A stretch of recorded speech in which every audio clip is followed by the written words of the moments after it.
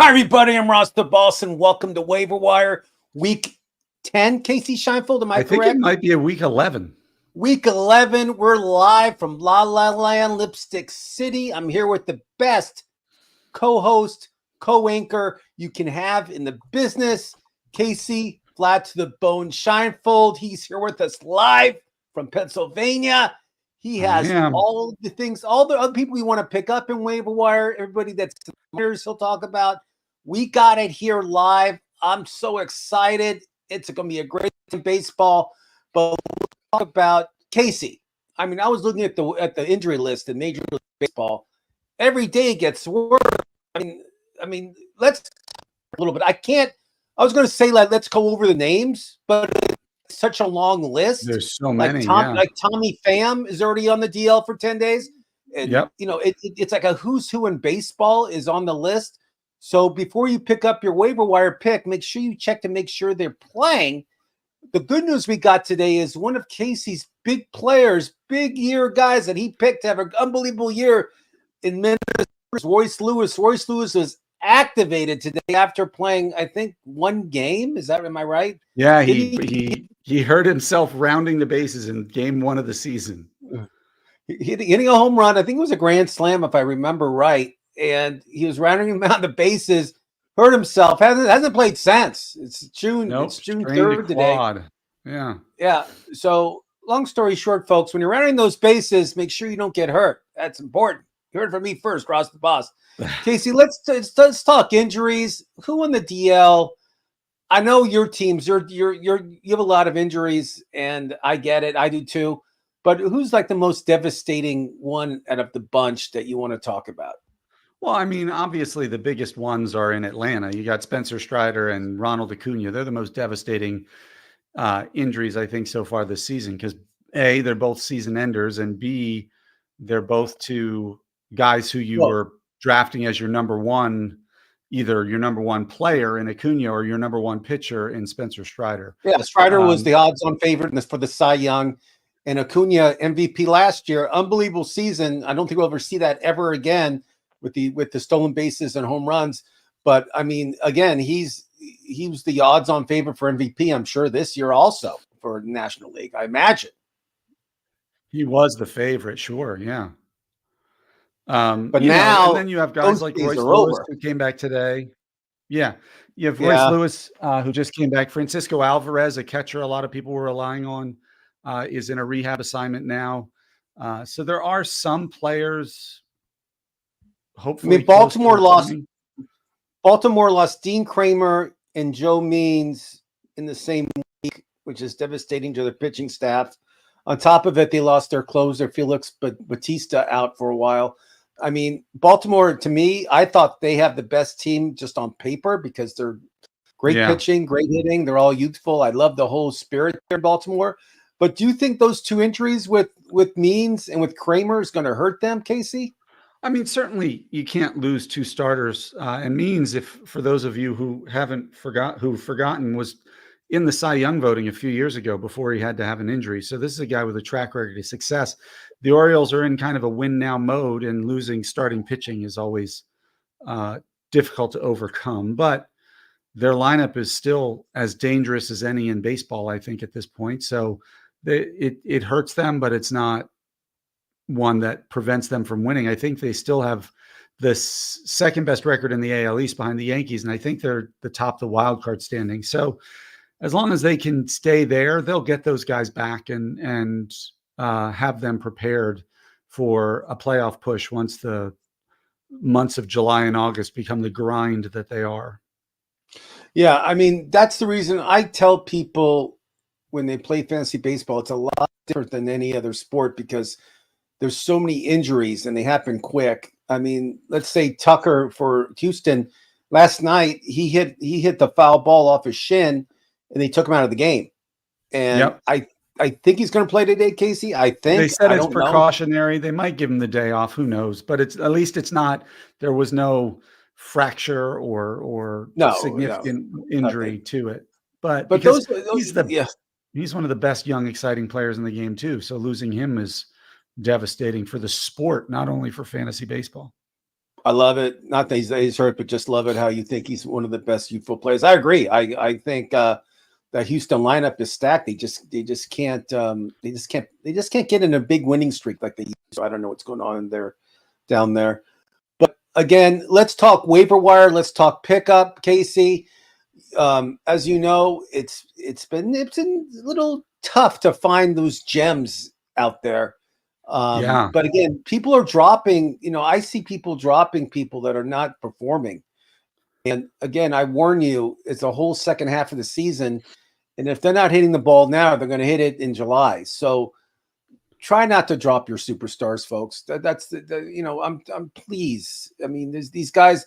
I get Randy Arozarena is not hitting. I get he's barely hitting, but if you take away his batting average, he's going to have 20 stolen bases and 20 home runs. So if you just want to take away the batting average, I get it, but don't drop them. Don't drop those kind of people because they're going to pick it up, and they're going to have decent years. You're not going to get somebody that's going to outperform Randy Arozarena. Trust me.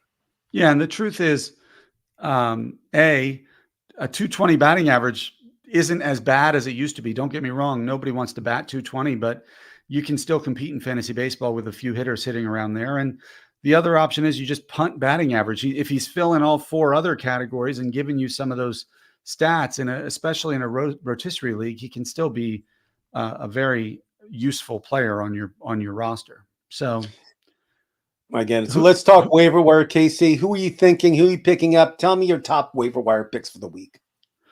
Well, my top for the week, this week, I think you meant, well, why don't you first talk about the cover boy and then I'll. So our cover boy is, again, I'm not a Pirate fan. I do like the Pirates just because they go with the youth factor. And I still say Paul Skeens is the best pitcher in baseball. If I could draft any fantasy baseball in the pitching position, it'd be Skeens. Just because the guy throws heat and the guy's ready to roll. I mean, the guy is unhittable, and I love those young pitchers. I don't know how good he'll be down the road. I mean, he's throwing the ball over 100 miles an hour a lot, and when you do that to your arm, it's not going to work all the time. We'll see what happens. But Gonzales, right? Yeah.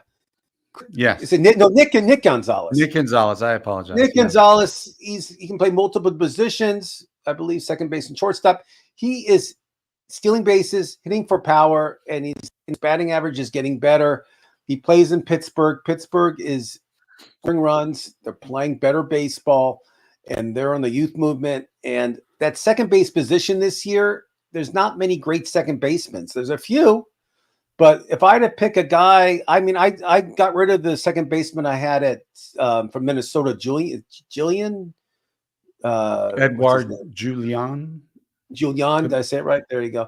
I dropped his ass, and I picked up Gonzales, and I'm happy about it. I mean, because that second base position, again, if you have Ozzie, great. If you have, if you have a two big, great. But it's a big drop off at that position. And Nick Gonzales, to me, is a guy that you could pick up, and he'll check every box. He'll do everything it takes to win a game. Yeah. And I love the youth factor with him, and he's 25 years old, and he's ready to roll. I mean, this guy is good. So that's why I picked him as our cover boy. And I think that if you need a second base, which I would say 70% of the teams do, it's not a bad way to drop the guy you have and pick up Gonzales. Yep, I'm a fan. Yeah, the guy who I was targeting this week is I don't know if I'm saying his name right. Ceddanne Rafaela of the Boston Red Sox. Yeah, he's a shortstop outfielder for them. And right now, I mean, he's playing really well. Last couple of weeks, he's got multiple steals, multiple home runs. He's on pace. His batting average isn't great right now, but he's on pace for 19 home runs, 22 steals, 90 RBIs, and almost 80 runs scored. He swiped 30 bases last year in only 60 games in Double-A. So this is a guy who can run. He can put up all the numbers. His defense is going to keep him in the lineup every day. He might be a liability a little bit, kind of like a Arozarena, who we talked about earlier. He might be a liability a little bit in the batting average, but if he can get in that 240 range, which is where he's hitting, at shortstop and outfield, multiple position eligibility. He's a big pickup. The other guy I like is a Cincinnati Red, and it's a Cincinnati Red he's not going to play for the next 3 weeks though. It's Noelvi Next 3 Marte. weeks. Noelvi Marte is he has an 80-game suspension, as everybody knows, from the start of the year because of his was it PEDs. PEDs. But we're 60 games into the season now. So he's only, or more than 60 games. So he's only like 3 weeks away from coming back. And this is a guy last year who hit 315 in the majors, over 123 at bats, and is a legitimate 5 category guy. And it's, Ellie De La Cruz, Ross, I want to tell you, he's been awful the last month and a half. Oh, Casey, before yesterday, he was striking out every game. He wasn't doing anything. I mean, right. I can tell you that. I mean, Ellie De La Cruz, he's not going anywhere. Jamar Candelario is not going anywhere because of his contract as much as anything. But at first and second base, they've been terrible between Encarnacion Strand, Jonathan India, Nick Martini is at the DH. So there's 3 spots there available for Marte to take over when he comes in. And I just see him being somebody who is only 37% owned, by the way. You can get him, and it's like trading for an all-star without having to give anything up if you're willing to take him now and stash him at the bottom of your roster. No, again, he's one of the youthful guys that we talked about beginning of the season, and he was drafted in a lot of leagues. And then as soon as that ban hit, he was dropped like a rock. I mean, he went everybody dropped him. And but he's the real deal. I mean, I watched his stuff on YouTube, and this guy can hit, and that's a great pick. Casey, I got bad news in Toronto. Jordan Romano, their closer, is on the DL. Yeah, so who's going to take his place? Who's going to take his place? I haven't looked yet. It's going to be Yimi Garcia. That's who's taking his place. There you go. So it's Yimi? Yimi. Thank you. Yimi Garcia of the Toronto Blue Jays. I know you guys are looking for closers and you need that save. He could be a guy. I don't know when Romano's coming back. I know he's hurt. His arm is sore. Garcia's been, I know his ERA is high this year, but doesn't matter. He is pitching great the past few weeks, and pick him up now if you want to get saves on your team, because you know what? If you can get 3 or 4 saves out of him in the next couple of weeks, that helps your team. Right, Case? I mean, that helps your team. Even though Toronto is playing horribly and they can't hit, and they'll probably get swept at home, but it's fine. They'll still, it's just, I don't know why Toronto can't hit. They have a great lineup, but they can't score runs. I don't know what's wrong there. And I blame them for moving back the fences. That's what I blame, Casey. The fences being moved back. And, these home runs are not going out of the ballpark. Your guy, Vladimir Guerrero Jr., he's not hitting that great either. So let's not. No, he's been pretty bad. He might be traded. If he goes to Toronto and gets traded, I mean, how big would that be? That'd be that'd be unbelievable. That'd be breaking news. Vladdy out of Toronto. It depends where he got traded. The last I heard was that Seattle's making a push. That's not good for him if Toronto's fences are killing his power. Well, it makes sense. Ty France, average first baseman, no flash, but Seattle wants to win that division, and they want a big run. That makes sense. That makes total sense, Seattle. Because I think if Vlad got in a different place, I think he'll have a good year. I really do. I just think he needs to. Sometimes the player needs a change of scenery, Casey. It's just part of life. When you go to work the same place, same time every day, it gets, you start losing interest, and I get it. But you put him in Seattle with all the fresh fish and everything else, and he'll have a great time there. He'll be great. So I believe it. Casey, who else do you have on your list? There's actually a few good picks this week. There were some I liked. Yeah, hold on. Let me. Do you want me to go if you're not ready? Yeah, go for it. I had somebody. Somebody's sitting like over 300 the past couple of weeks and just been on a tear. And I know he plays in Oakland, but Oakland's not having the season I thought they would have. I know who you're talking about. Not better. Yeah. And it's not Joaquin Andujar. It's going to be Miguel Andujar. Joaquin used to be because I know you're probably too young. But it's Miguel Andujar, and he's batting like ever since he's been called up. sitting like 394. I mean, he's just Yeah. like he's tearing it up. And Well, people this guy, forget. yeah, People forget that he came in second place in the Rookie of the Year voting. Do you know who he came in second place to? Gunnar Henderson. No, it was in 2019, same Okay, year that so it was a young Japanese left-handed hitter going by the name of Shohei something or other. the gambler. Yeah, we call him the gambler in the The business. Yeah, gambler. He's Kenny Rogers. Gambler. Yeah, he's Kenny Rogers. Joey Ohtani, yes, 2019. God, he's only But been in the Miguel league for 5 Andujar, years. Ohtani. Wow. even when he was with the Yankees and even after that, always was a low strikeout guy. He's got good contact rates and elite exit velocities. The question was, at one point he couldn't stay healthy, and then he was just hitting the ball on the ground too much. So if he's figured it out, that's a great pickup. I like it. Casey, who's next on your list? I'm going to go with a starting pitcher from Miami, and it's not one anybody's been talking about. I mean, Braxton Garrett should be picked up, by the way. He's my number 2 in the Miami rotation. But Ryan Weathers, has anybody been paying attention to this kid? Casey, let me just tell you real quick, and then I'll let you finish. He was horrible last year. I mean, pull up his stats for last year, Casey. He was unhittable. Oh, yeah. I mean, he was hittable. People just racking hits and runs against him. I always bet against him. This year, tell his turnaround. Tell me what's going on with him this year. Well, the last month, 33 innings pitched with a strikeout per inning, a 2.18 ERA, and under a 1 WHIP. And then, wow. I mean, and then what was it? His last start, which I think was June 2nd, 11 strikeouts. 11 strikeouts, and it didn't see 21 swinging strikes. This was on Saturday. Great changeup. His changeup has a high percentage of whiff rate. It's elite. So why not bet on this guy? He's only 24. He was a good prospect. He's got to be somebody who invests. I mean, a player goes to the right, has the right pitching coach, and they change his mechanics a little bit and just change. And let's be honest, Florida has a track record of developing young pitchers. So they do. So yes, on right. I mean, I never talked about him at all before the year. I thought he was just poison, putting gas on fire. People just would explode off him last year. I mean, this year it's like night and day. I mean, tell me this. Can you pull up his stats real quick from last year? Yeah, sure. So history. Last year he was somebody I would always bet against. Always like, 2023. Yeah. In 2023, only pitched 57 innings in 15 appearances, 6.55 ERA, 1.68 WHIP. Exactly.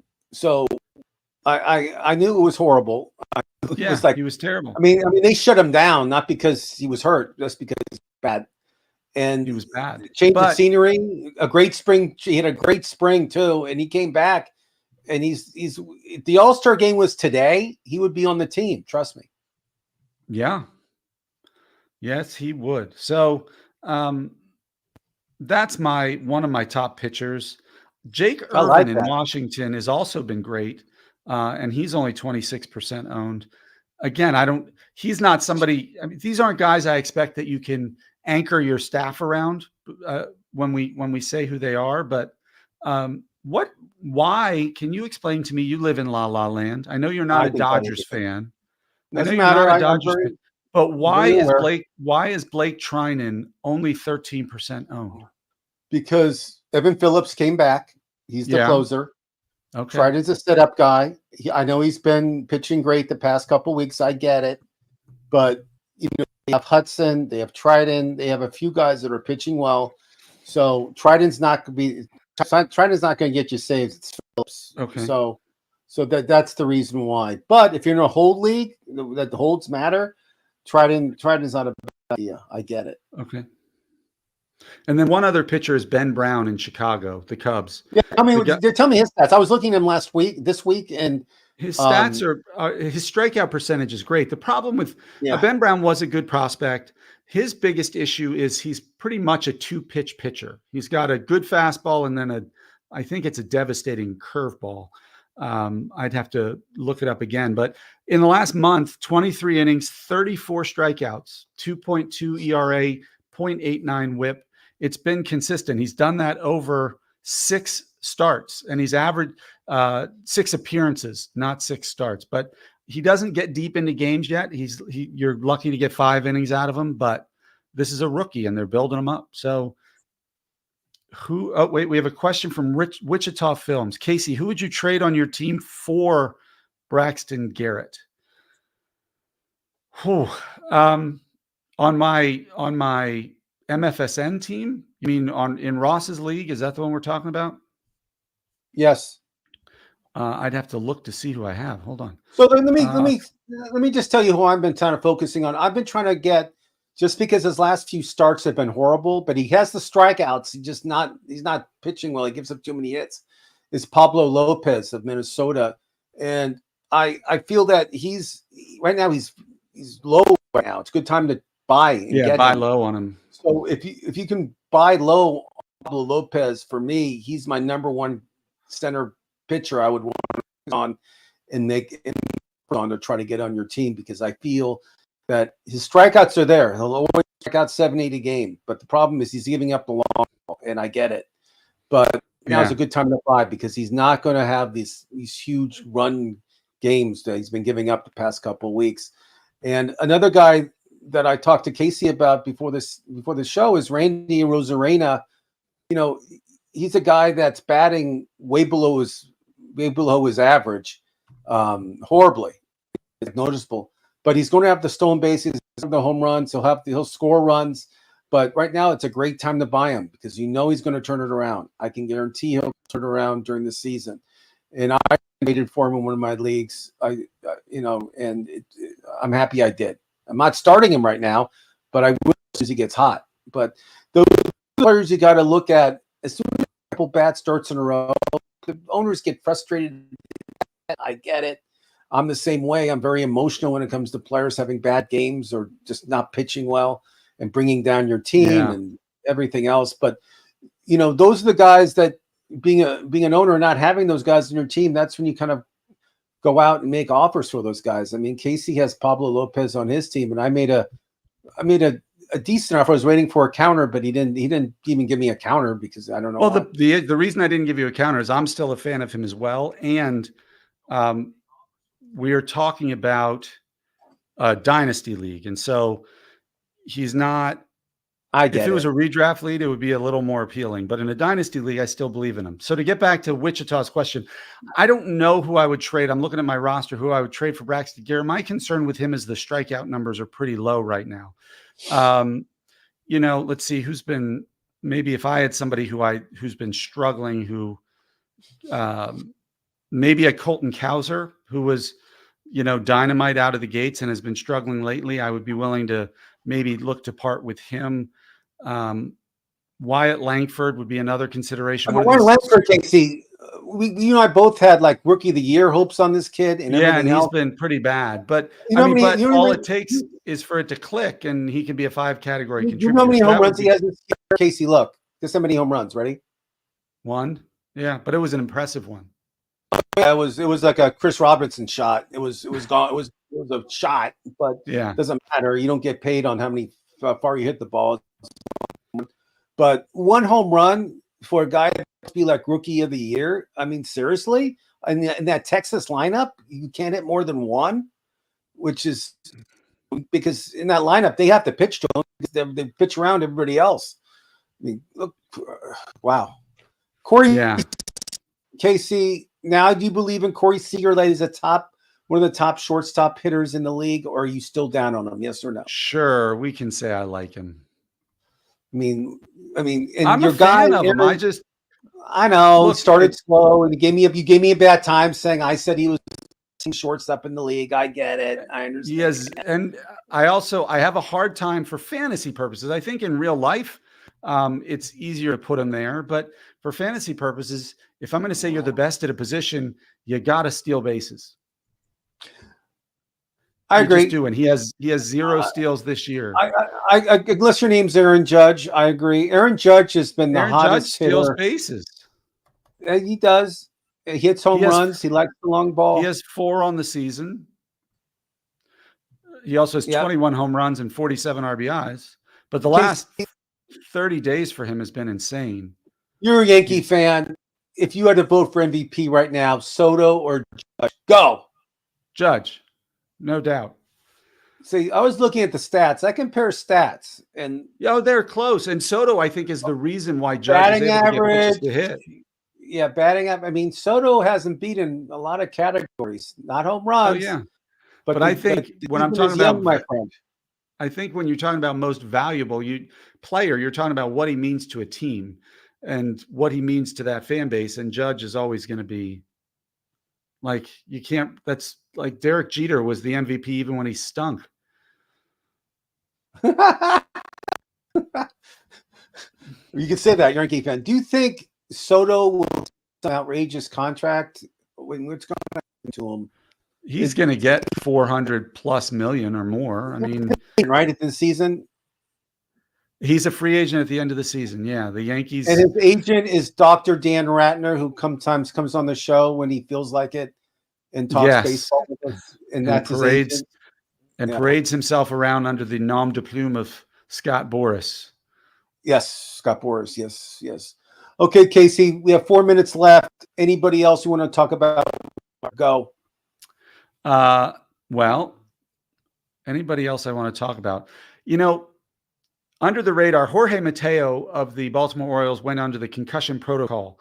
And who I'm hoping and thinking they're going to call up to replace him is not Jackson Holliday, who many people would want to see because he's the name everybody likes, but Connor Norby is a guy who in the high minors over the last 2 seasons, over in AAA over the past couple of seasons, 293, 34 home runs, 17 steals, and 884 OPS.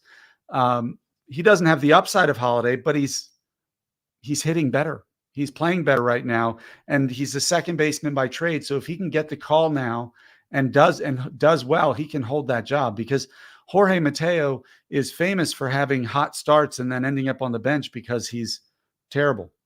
I like it. So all right. I like the Jorge Mateo, and anybody on Baltimore I think is a great pickup. Just so you guys know, ride that way. Wichita Films wants to know who are the best second half call up prospects. It's pretty standard. I mean, if you want to go with the chalk, we've talked about him. It's Junior Caminero, it's Jackson Holliday, it's James Wood, it's Kobe Not Mayo. James Wood, the outfielder, not the actor, for the Washington Senators. I'm not saying Senators, for the Washington Nationals. There you go. Those are the kind of big ones.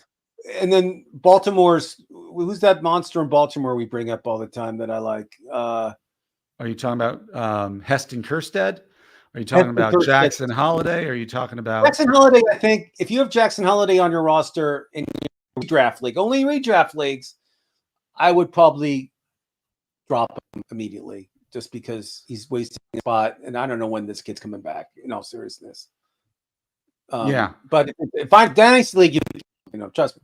But I mean, Jason Dominguez, I think, is a huge. We like Dominguez for the Yankees, right? That's the kid we like. Dominguez, and then, but we talk about it every week on the show about guys you should pick up in the minors, and those are the. I like Wood from the Nationals a lot. That kid can hit. He was a great hitter in college too. I mean, unbelievable. But we'll find out who's going to move up and who's going to do stuff when we get close to the All-Star break, because the top tier players going to be traded, and then they bring up the younger players to play. So all that stuff, we'll let you guys know who's going to be playing. And who's Ted not. brought up Davison De Los Santos, who is a power hitting ball crusher in Arizona. Certainly, especially if they're not in it and they trade Christian Walker. He could be a big pickup for somebody who needs power, because this guy, I think he has like an 1100 OPS on the season. He's just crazy. Great hitter. Walker's in front of him. That's the problem, like you said. But do you think Walker's going to be traded? I think if Arizona doesn't turn it around pretty soon, they're in. I mean, let's see, where are they? Hold on, let Horrible. me see. I mean, they remind me of Ted's team in our. They're that bad. I mean, horrible. Let's see. Ted's right behind me in third place. He's doing great.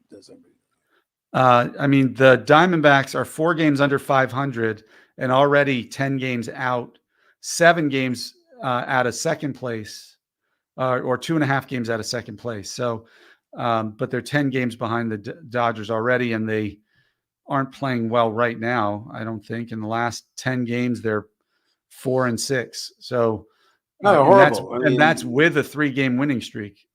Yeah, they're not playing that great. But again, if anybody can turn it around, they can. They proved it last year. But I don't see them trading Christian Walker unless.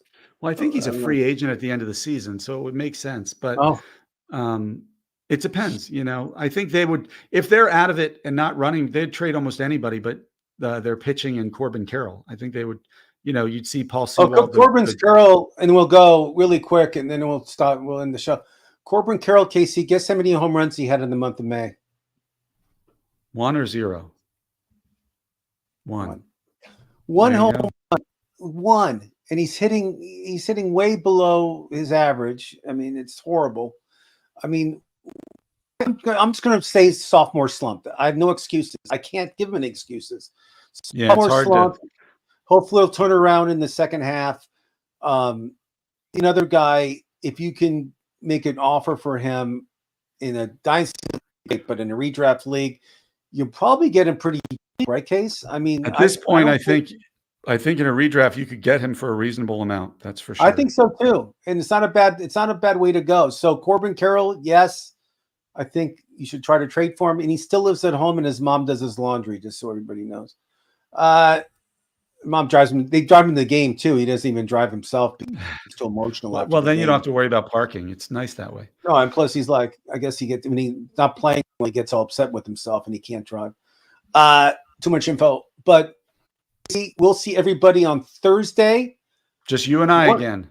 1 o'clock. We'll talk strategy. Well, a couple waiver wire stuff. We'll talk about news, what's going on in baseball.